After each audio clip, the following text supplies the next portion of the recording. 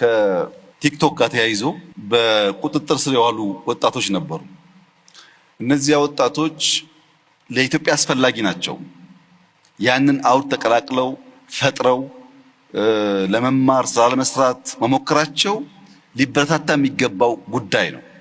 ነገር ግን ሲማሩ ከውጭ መማር ያለባቸውን ዕውቀትና መጠበቅ ሴፍጋርድ ማድረግ ያለባቸውን የኛን ባህል የኛን ፍላጎት ከቀላቀሉ ግን ጥፋት ያስከትላል።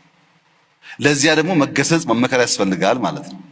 ግማሹ ለምን ተያዙ ግማሹ ለምን አልተያዙም ይላል።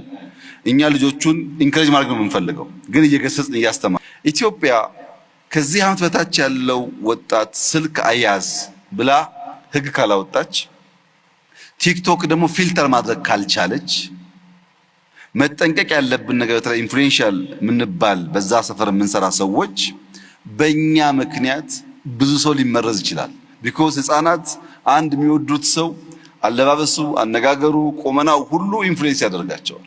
እኛ የሚከተለን ሰው እንዳለ አስበን ጥንቃቄ ካላደረግን የኢትዮጵያን ባህል፣ የኢትዮጵያን እምነት፣ የኢትዮጵያን ፍላጎት የሚቃረን ከሆነ ቴክኖሎጂው አጋዥ ሳይሆን ጥፋት ይሆናል ማለት ነው።